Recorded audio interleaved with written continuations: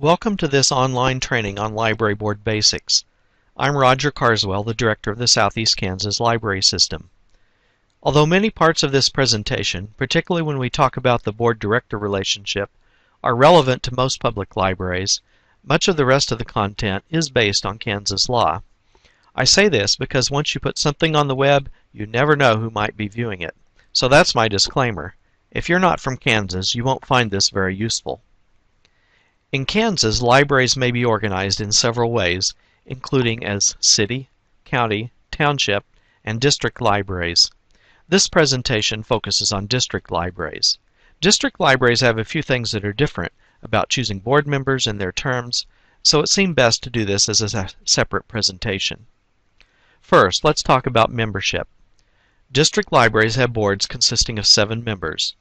These members are elected at an annual meeting of the voters of the library district, which I'll get to shortly.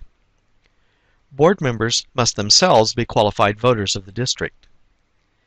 Board membership is an unpaid position, although they can be reimbursed expenses, and here's something which comes up quite often in smaller libraries. Board members cannot be paid for working at the library apart from their board role either. There's a legal doctrine called incompatibility of office, which holds that it's incompatible to be an employee of the board that you're a member of. When a board member is paid, they become an employee of the board. So, board members may volunteer at the library, but they cannot be paid. Moving on to terms of board members. All board terms are for 4 years and expire on the first Tuesday in April. There are no term limits for district library boards. When there are vacancies on the board, someone is appointed to that position by the chairperson of the board, with the approval of the majority of the board.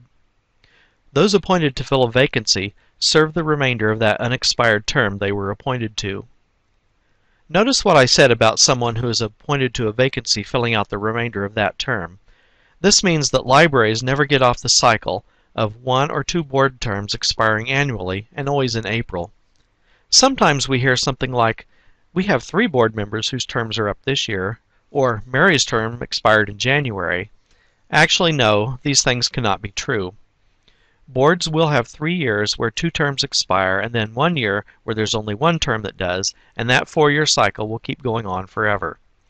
So there will never be more than 2 members whose terms expire in the same year.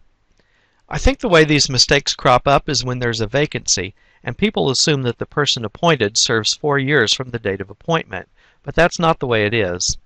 If your library has somehow gotten off cycle, what I recommend is that the board come to an agreement about which terms will expire in April of each of the next 4 years.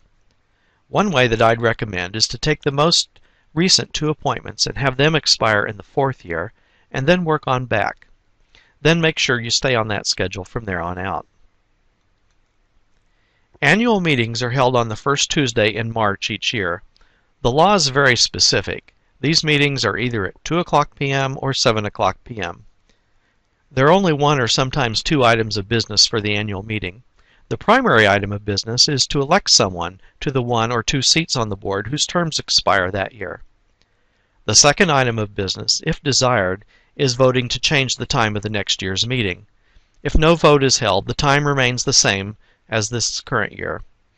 But you can vote to change the time from 2:00 to 7:00 p.m. or from 7:00 to 2:00 p.m. That's all a little weird, but that's the way it works.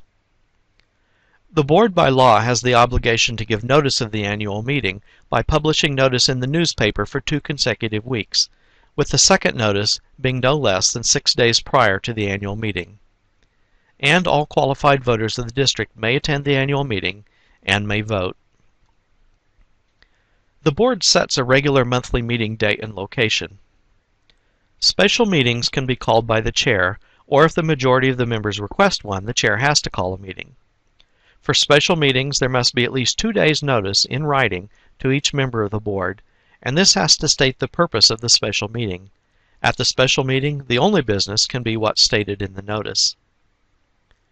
The board's bylaws should identify when election of officers will be held. Most often that's the first meeting after the new terms begin, which means either the April or May meeting, depending on when the board meeting date is. Remember, terms expire the first Tuesday of April, so if you meet on the first Monday of the month, That's usually before the newly elected board members take office.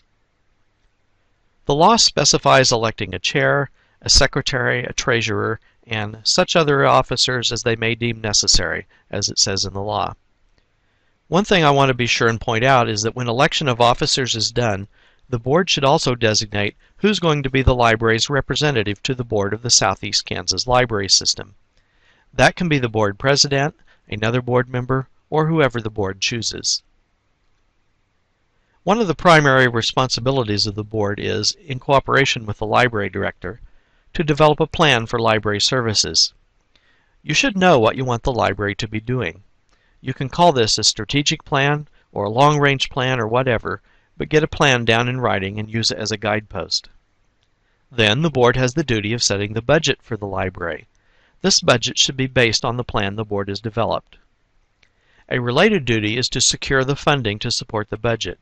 For district libraries, that's usually simply a matter of publishing the budget you have adopted. In some cases, you may plan to do fundraising as well. Another duty is to adopt policies for the library. In Kansas, library boards are policy-making boards. They're not merely advisory boards. The library board actually sets policy on services, personnel, and anything else having to do with the library. The board also has the power to hire and fire the library director and fix the director's compensation, meaning salary and benefits.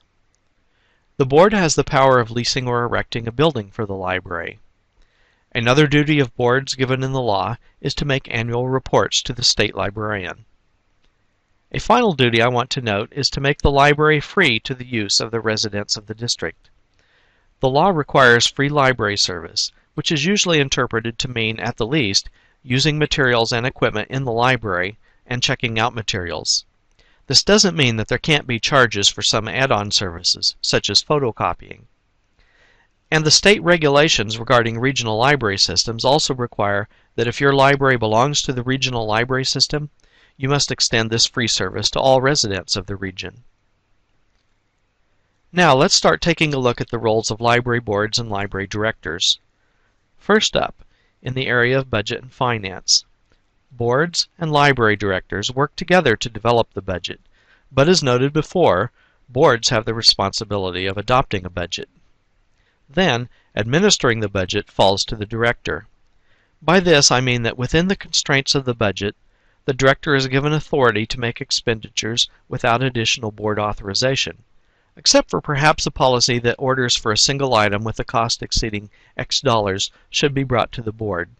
$2,000 might be a good breaking point for this.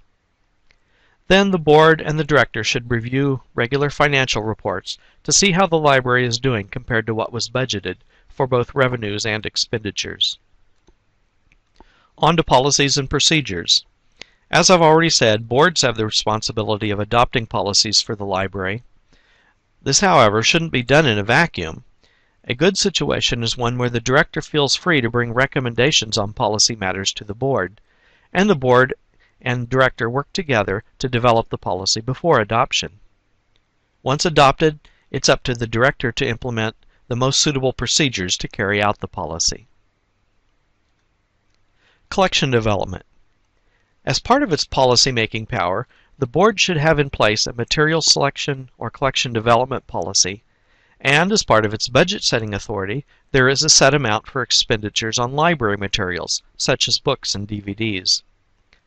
The duty of selecting which materials to purchase and then ordering them is the library director's, or in larger libraries, other staff members to whom the director delegates this duty. Boards should not be making decision about which books to purchase or which magazines to subscribe to. And finally, on personnel matters, the board hires the library director, evaluates the director, and if necessary, dismisses the director. The director, in turn, is responsible for hiring, evaluating, and if necessary, firing other staff members.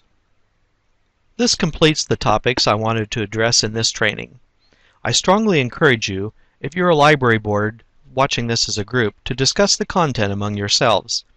If you have any questions, don't hesitate to contact either me or Kim Rutter, our library system consultant, to answer questions or to carry on a discussion. Our contact information is on this last slide. If you are a Southeast Kansas Library Board watching this as a group, and your library receives an allocation from the Southeast Kansas Library System, you should make a record of which members watched this training and on what date so that you can report that on next January's allocation worksheet. Thanks for watching this training.